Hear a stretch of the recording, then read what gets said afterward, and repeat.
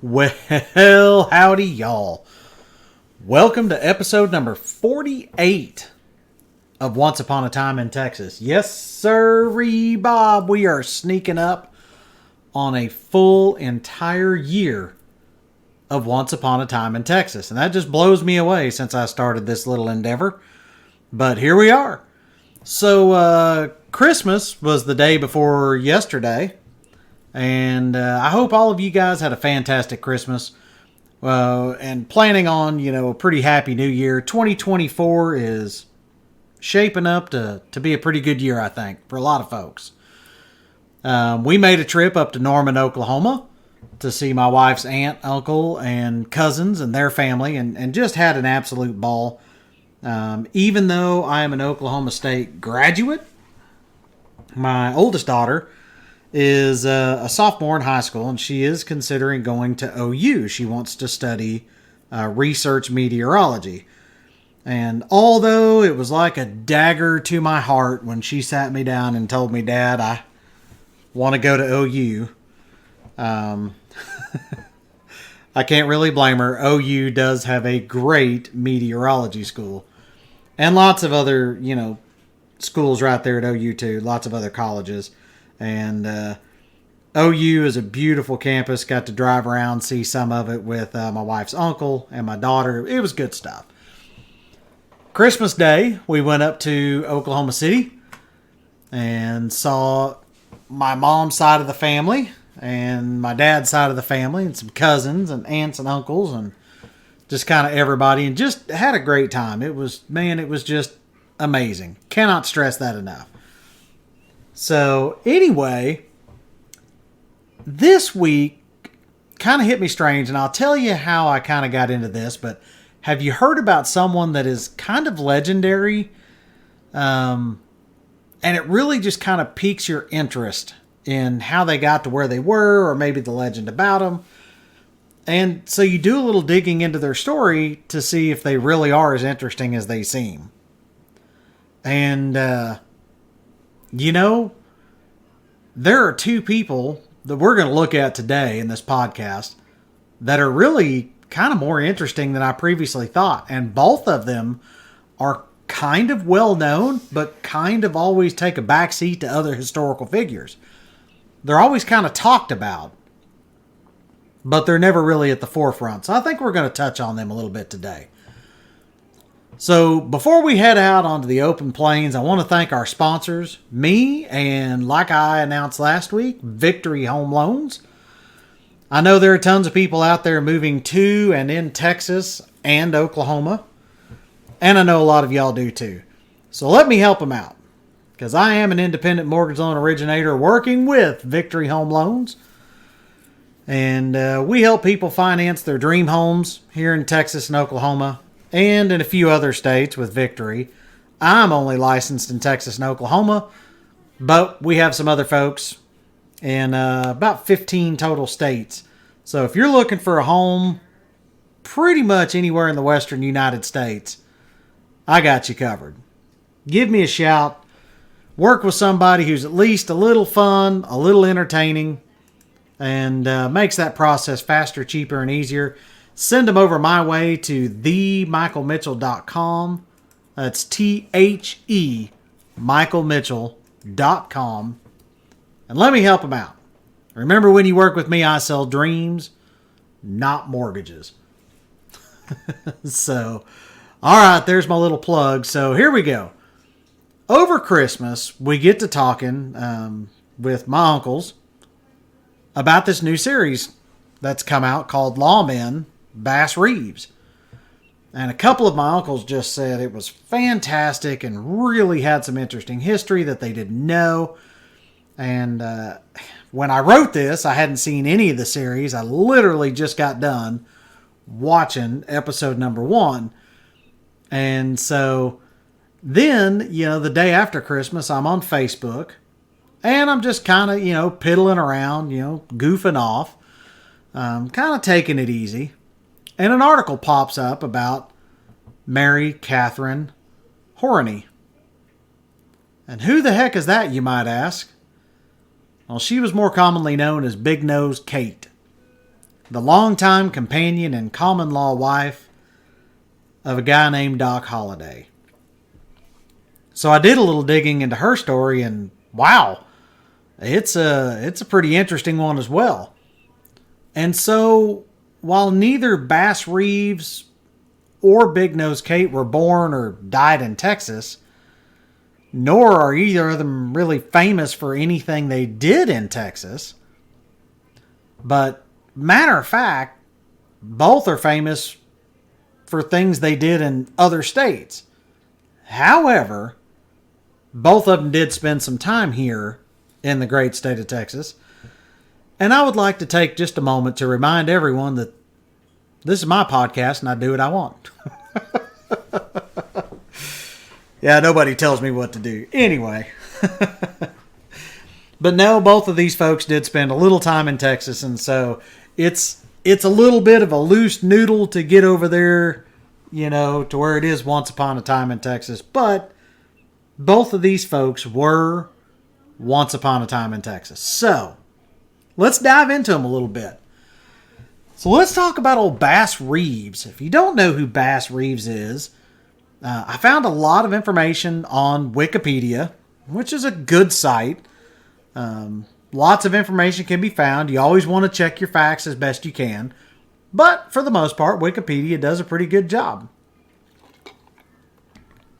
Bass Reeves, you may not know very well, but I suspect he's going to be a little more well known to a lot of folks because Taylor Sheridan, the guy that did Yellowstone, I guess the 4/6s are coming out pretty soon, 1883, 1923, and I think another one's coming out. Anyway, he's doing this lawman, Bass Reeves, and it sounds like he's going to do some more in the future. But Reeves was a former slave who became an American lawman, and he was the first black deputy U.S. Marshal west of the Mississippi River, and he worked mostly in the Indian Territory, which is now Oklahoma. So let's get into a little bit of history about him, because I really did think this was pretty interesting. And if you're not big on history, then just turn this podcast off. So Reeves is born into slavery in Crawford County, Arkansas, way back in 1838. Reeves and his family were owned by Arkansas state legislator William Steele Reeves. When Bass was 8, or about 1846, William Reeves moves to Grayson County, Texas, near present-day Sherman, Texas, right on the border, in what they called the Peters Colony. So it appears that Bass Reeves was retained as a servant by William Steele Reeves' son, a guy that was Colonel George R. Reeves. He ended up being a Texas sheriff, legislator, and a one-time Speaker of the House of Representatives for Texas. So when the American Civil War breaks out, George Reeves joins the Confederate States Army. And he takes Bass with him. Now, Bass Reeves and, of course, George Reeves and William Reeves all have the same name. That happened a lot with slaves. The slaves just took their masters' or their owners' last names. So, George joins the Confederate States Army and takes Bass with him. And it's unclear how and exactly when, but sometime during the Civil War, Bass gains his freedom. He is eventually freed, fully and completely by the 13th Amendment's abolition of slavery in 1865. And so, as a freedman, Reeves returned to Arkansas and farmed near Van Buren. So, and of course, if you watch the series, it goes into some other details that obviously are played up a little bit for the cinema. But it's still a good story, no matter what. So I'm not down in what Taylor Sheridan did. So if anybody out there knows Taylor Sheridan, don't go saying, hey, this handsome, fat, bearded dude from Wichita Falls, Texas is dogging your stuff. I am not. Pretty much everything Taylor Sheridan does, I dig. So he has done a good story, a good plot line so far on episode 1 of the Bass Reeves story. So anyway, Reeves and his family farm until about 1875 when Isaac Parker, later known as Hanging Judge Parker, which coincidentally my wife's family stories say that they are directly related, was appointed a federal judge for the Indian Territory, which is just a little piece of real estate just north of Texas now called Oklahoma, for those of y'all that don't know that. So Parker appoints James F. Fagan as U.S. Marshal and directed him to hire 200 deputy U.S. Marshals. Fagan had heard about Bass Reeves, who knew the Indian Territory and could speak several native languages. He recruits him as a deputy, and then Reeves, who's 37, becomes the first black deputy to serve west of the Mississippi River. Reeves was originally assigned to be a deputy U.S. Marshal for the Western District of Arkansas, which had responsibility also for the Native Reservation Territory, Oklahoma. So he serves there until 1893, and then that year he's transferred to the Eastern District of Eastern District of Texas in Paris, Texas. And he's there for a short time. In 1897, he was transferred again and served at the Muskogee Federal Court in the Native Territory, presumably around Muskogee, Oklahoma. Reeves works in law enforcement for 32 years as a federal peace officer, all of it in the Indian Territory, and he became one of Hanging Judge Parker's most valuable deputies. Reeves brought in some of the most dangerous fugitives of the time, and he was never wounded despite having his hat and belt shot off on separate occasions. That's impressive. 32 years in law enforcement, has his hat blown off and his belt blown off. But other than that, no big issues. So, in addition to being a marksman with a rifle and a revolver, Reeves developed a really, really good set of detective skills over his long career. He retires in 1907. Reeves has on his record thousands of arrests of felons. Some accounts claim he had over 3,000 people that he arrested. I don't know, that sure seems like a lot. And according to his obituary, he killed 14 outlaws to defend his life. Reeves even had to arrest his own son for murder. His son, Benjamin Benny Reeves, was charged with murder of his wife. And despite the perpetrator being his son, Reeves nonetheless insists on the responsibility of bringing Benny to justice. Accounts of the incident report that Benny was either captured by his father or just simply turned himself in. I suspect he probably turned himself in because it sounds like Bass Reeves was kind of a quintessential badass, you know what I mean?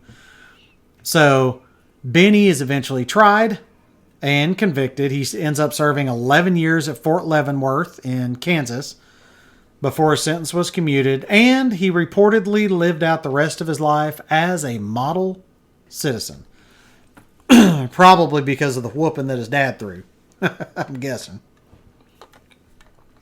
Here's an interesting part. Bass Reeves himself was once charged with murdering a posse cook. At his trial, before Judge Parker, so he's standing before his boss basically, Reeves claimed to have shot the man by mistake while cleaning his gun. He was represented by former U.S. State's Attorney W.H.H. Clayton, who was a colleague and friend. Bass Reeves was eventually believed and acquitted, probably due to his exceptional record at the time. So then we fast forward a few more years. Oklahoma becomes a state in 1907. And Reeves, then 68, became an officer for the Muskogee Police Department. He served for 2 years before he became ill and retired. Reeves' health, began to fail further after retiring, and he eventually died of Bright's disease, or nephritis, on January 12th, 1910. And so I guess that's Bright's disease and nephritis. I'm guessing since the field of nephrology has to do with kidneys that he probably ended up with kidney failure. So in 2013, Bass Reeves was inducted into the Texas Trail of Fame, which is a Cowboy Hall of Fame in Fort Worth, kind of around the stockyards. Not to be confused with the National Cowboy Hall of Fame, which is in Oklahoma City. But this hall is in the stockyards. It's called the Texas Trail of Fame. So the hall honors individuals who have contributed to the Western way of life. And I spent like an hour going through some of the cool folks on this list, and I got to be honest, you're probably going to hear more about the Texas Trail of Fame in the future. So there you go. First one, Bass Reeves. What do y'all think? I know it's a pretty basic history, but I mean, the guy's born into slavery and freed, so that's kind of a big deal. And then just the things that he saw and witnessed through the Civil War, and then being in Arkansas and working in the Indian Territory. I mean, that just, what an interesting time to live. So let's hop on over and take a look at Mary Catherine Horney Cummings, also known as Big Nose Kate. So she also has a pretty interesting history. She was a Hungarian-born American outlaw, gambler, prostitute, and longtime companion and common-law wife of Old West gambler and gunfighter Doc Holliday. Tough, stubborn, and fearless, she was educated, but chose to work as a prostitute due to the independence it provided her. Wow. And she is the only woman with whom Holliday is known to have had a relationship. Could you imagine that? Like super well educated and you just decide to be a prostitute? But I guess back in the Old West days, I mean, it would provide a lot of independence for the right woman, I guess. I don't know. Not advocating for it, folks. I'm just saying that she was pretty well educated. And she becomes a prostitute. Anyway, so she's born in the Kingdom of Hungary in 1850 to a physician father and teacher mother. In 1860, Dr. Horney and his second wife, Katerina, and his children leave Hungary for the United States. They arrive in New York City on the German ship Bremen in September of 1860. The Horney family settled in a predominantly German area of Davenport, Iowa in 1862. So seriously, you're in Hungary, you hop on a boat, and you settle in Iowa. I mean, I don't know. Anyway, Horney and his wife died within a month of one another in 1865. I think it said they had like scarlet fever or something. I don't know. I didn't write it down. And so Mary Catherine and her younger siblings were placed in the home of her brother-in-law, Gustav Susamil. And in 1870, they were left in the care of attorney Otto Smith. It does not talk about why Gustav didn't keep them. I don't know. But anyway, they're left in the care of this attorney, Otto Smith. The 1870 U.S. Census records for Davenport, Iowa, show Kate's younger sister, 15-year-old Wilhelmina, or Wilma for short, living with and working as a domestic for Austrian-born David Poulter and his Hungarian wife, Bettina. In 1866, at the ripe old age of 16, Kate runs away from her foster home and stows away on a riverboat bound for St. Louis, Missouri, which is kind of the gateway to the West at the time. Kate later claimed that while she lived in St. Louis, she married a dentist named Silas Melvin, with whom she had a son, and that both died of yellow fever. But none of that is ever really confirmed, and they can't really find any stuff really on that. And so the other thing that's kind of interesting is everybody knows her as Big Nose Kate. There's pictures of her online. She really doesn't have a big nose. She's really actually kind of a pretty lady. And so, I don't know. I guess nobody really knows what happened. So there's a researcher named Jan Collins states that Kate entered the Ursuline convent but did not remain long. And in 1869, so now she's 19 years old, she is recorded as working as a prostitute for Madame Blanche Tribble, maybe Tribble A, in St. Louis.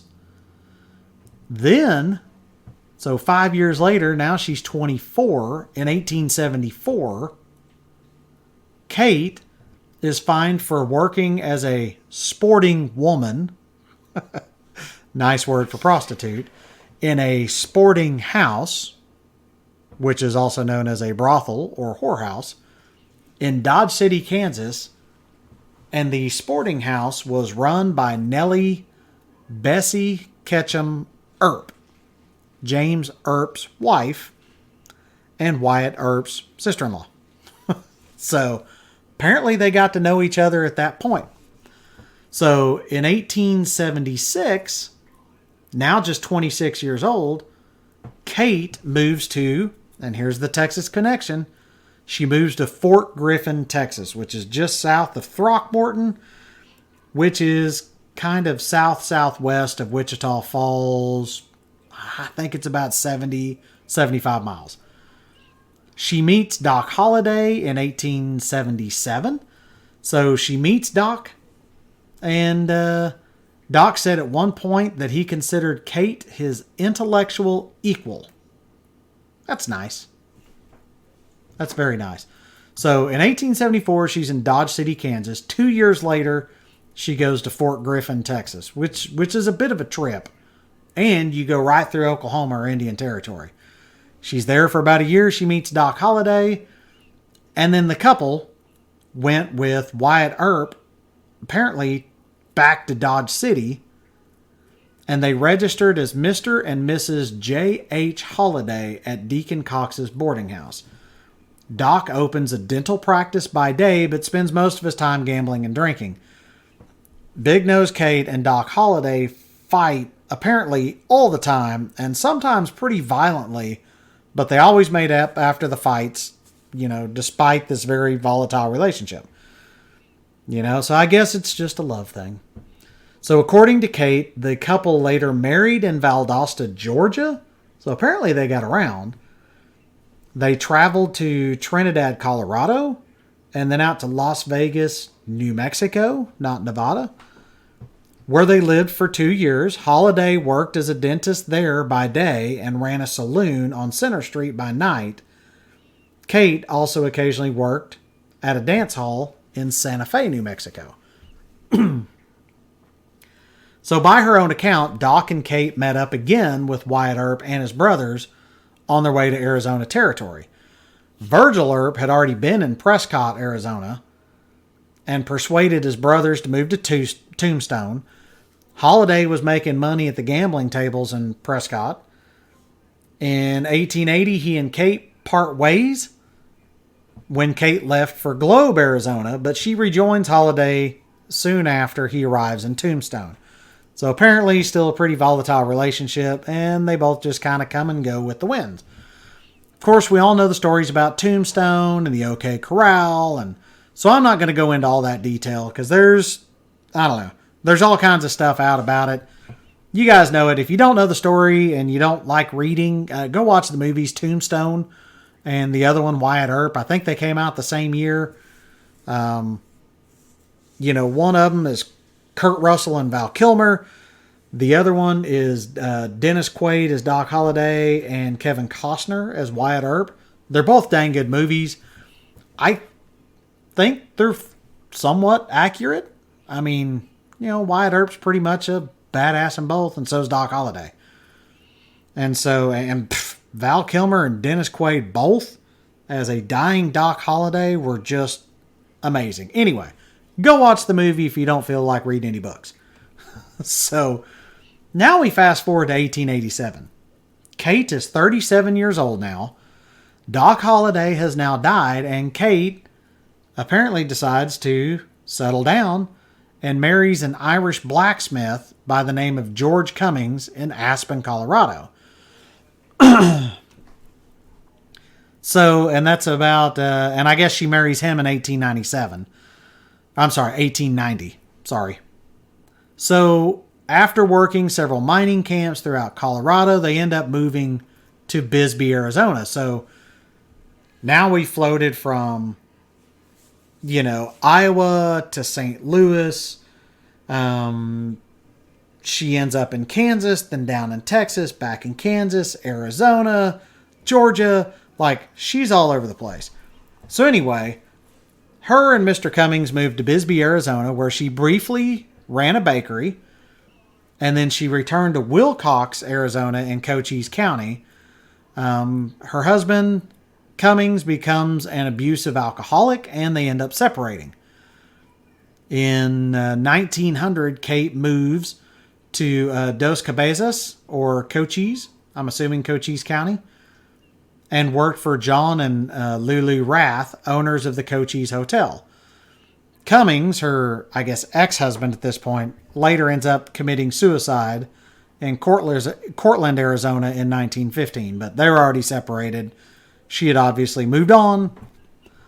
So, Kate is on the 1910 U.S. Census in Dos Cabezas, Arizona, as a member of the home of miner John J. Howard. When Howard died in 1930, Kate was actually the executrix of his estate. So she contacts his only daughter, who lives in Tempe, Arizona, and settles out the inheritance.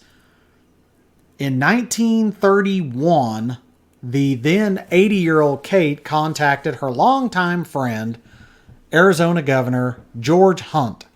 Because why wouldn't a governor be friend with somebody like Kate? I don't know. Maybe she had kind of shaped up in her old age. And so she contacts George Hunt and applies for admittance to the Arizona Pioneers home in Prescott, Arizona. So the home had been established in 1910 by the state of Arizona for destitute and ailing miners and male pioneers of the Arizona Territory. It takes Kate 6 months to be admitted because the home had a requirement that residents must be U.S. citizens. And apparently, there was still some question as to whether or not she was really a U.S. citizen.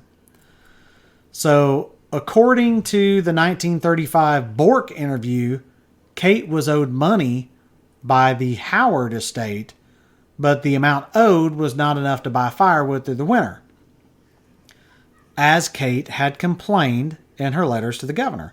So anyway, that's how she was admitted, basically. She couldn't buy enough firewood to get her through the winter, and some estate owed her money, but even if she got that, she wouldn't make it. So she was admitted as probably the first, but at least one of the first residents of this pioneer's home.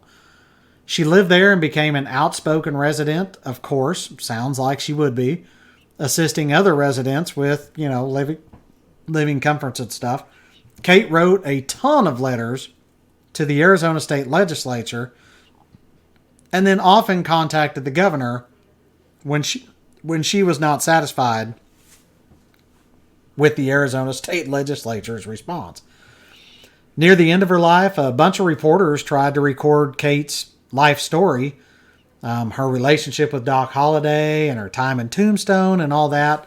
She only talked to Anton Mazinovich and Prescott historian A.W. Bork. So Kate dies on November 2nd, 1940, which just blows me away.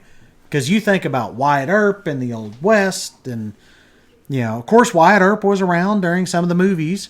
I think I remember seeing something like he and John Wayne had talked about stuff. I don't know. But anyway. And so she dies 5 days before her 90th birthday of acute myocardial insufficiency. Basically, her heart gave out. So I look at this and go, wow, she lived an interesting life for sure.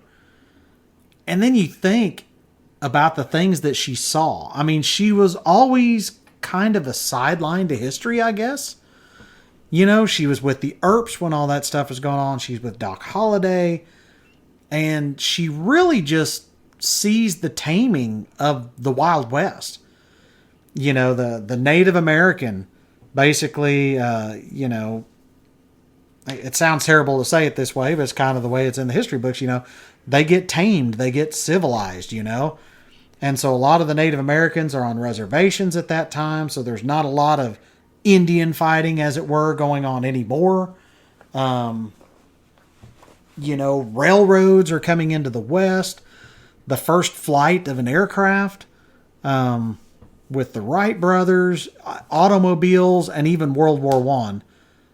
What a time to be alive. I mean, my gosh. And Arizona being kind of one of the last Wild West places, you know, to be tamed. Just, I don't know.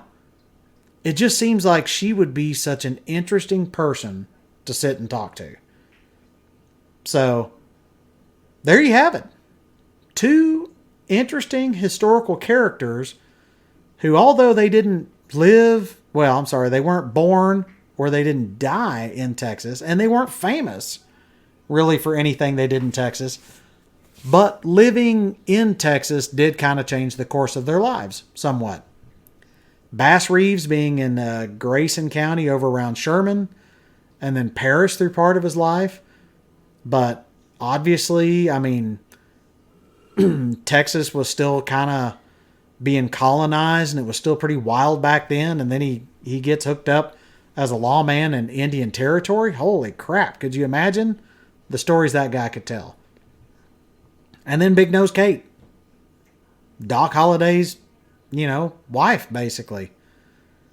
And just everything she saw. You know? Just, man. I don't know. It would just be so cool. You know, if you had a time machine just to go back and sit and talk to some of these people. I don't know. I'll be honest. One of my biggest hero, everybody always says, you know, oh, if you could go back and have lunch with somebody, who would you go with? And lots of people say, you know, Jesus or Gandhi or, you know, whatever. I'm always like Teddy Roosevelt, because that dude was just awesome. I would just love to hear what he has to say. I'd just be there with a notepad being like, what'd you say again? Say that again. But man, I mean, shoot, Bass Reeves and Big Nose Kate would definitely be a close second. They would probably be in top 5, I guess. So what do y'all think? Let me know what other kind of weird or off-the-wall interesting Texas history, even if it's only related a little bit. Doesn't have to be a big noodle into Texas. Just a little one. And that's good enough for me, and I hope it's good enough for y'all. But now that I am in Oklahoma as a licensed mortgage loan originator, I thought the Bass Reeves bit was a little bit interesting too. So I do want to thank our sponsors again, me and Victory Home Loans. Keep in mind, if you know someone moving to or in Texas or Oklahoma, or any of the other states that I mentioned that Victory Home Loans cover, send them my way. Send them over to themichaelmitchell.com. Even if it's a state that I'm not licensed in, I can get it over to one of my partners in the state. We'll work together to make some magic happen. And remember, I sell dreams, not mortgages. I love making people laugh and smile and get into homes of their own. I hope you guys are enjoying the podcast still, since we're approaching a year. So let me know. Send me some messages. Message me on Facebook.